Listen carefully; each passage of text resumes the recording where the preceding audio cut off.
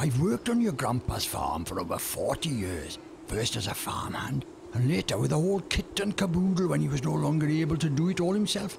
Well, not to speak ill of the dead, and they say he had a way with the ladies, looking for a little bit of twilight action. Well, especially back then with Enid from Schreiber's farm. It was rumoured that... Well, but let's just leave it at that. That's yesterday's news.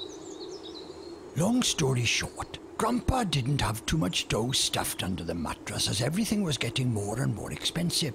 That's mainly because of the euro. Well, according to him, it wouldn't have come to this with the Deutschmark, he used to say.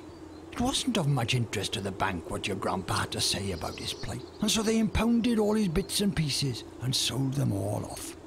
That was probably the last nail in your grandpa's coffin. And then, as he was lying on his deathbed, his very last stable burned down. Arson is what the police called it, but they never did find out exactly who or what was behind it. The insurance paid out in the end. That's why there's still a bit of money tucked away. It'd be so nice to see the farm reach the heights of its glory days once more, just like during the economic boom years. Let's not waste any time. The early bird catches the worm. Select your farmhouse when you're ready to get started. Hey, you sleepyhead. Around here, we get up at the crack of dawn. I guess you're not used to that in a city. Let's get going. The first thing a farm needs is a couple of extra buildings. A roof over your tractors, slurry wagons, and a couple of other technical doohickeys. And your farmhands, maids, and the rest of your subjects need accommodation too, of course. Next to the farmhouse here looks like a good place to build. This plot belongs to you. They weren't able to wangle that out of it, so let's start with your workers' accommodation. Select the house from the list, and then you can place it. When the house glows green, you can place it. If it's a red, then there isn't enough place to build it there. Use the C key to rotate it. Be as economical as you can with the space, so that there's still room left over for other buildings.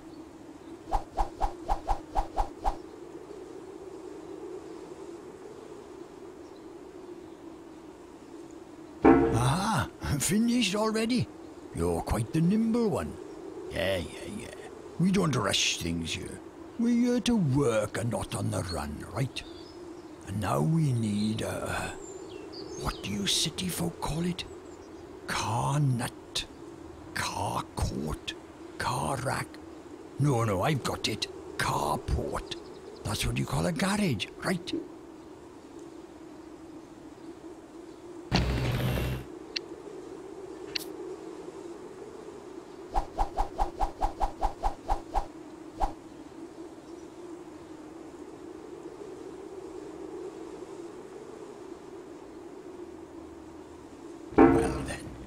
This is going to take some time, I said.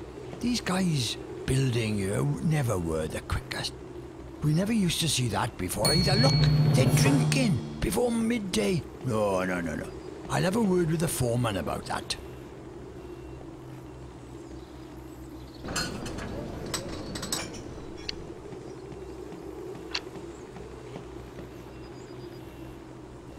One more thing. Some buildings need power. That comes out of the sockets here, but you'll have to reach your hand into your pocket for it. It doesn't have to be a nuclear power whatchamacallit, says Eric, a cobbler. Henry Rickens, his brother-in-law, you know. He built himself one of those big fans out in the meadow. He says it's safe. If you want to get rid of a building, you can simply demolish it. Just grab the wrecking ball from the next. If you have no more room to build, you can see if there's any construction ground for...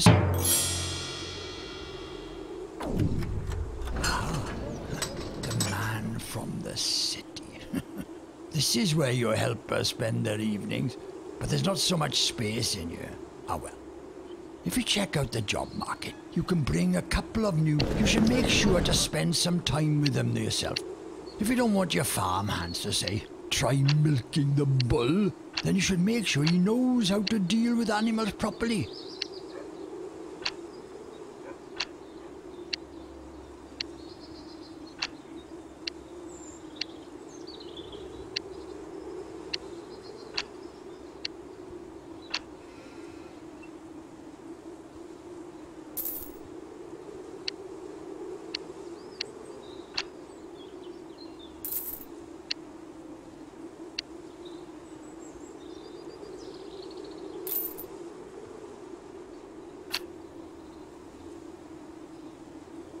good thing is that your guys and gals improve over time when they're given something. Of course, you need to make sure that you're giving each of them the right amount of money. If you don't pay them enough, they'll start to get more and more dissatisfied and start to work sloppily. And then, one day, they'll vamoose, just like that. So make sure they don't become dissatisfied. Now, employ 2 workers, preferably one to work on the feet. New broom, sweep clean, huh? Let's see how things get on now with the new guys. I can't do it. And there you are again.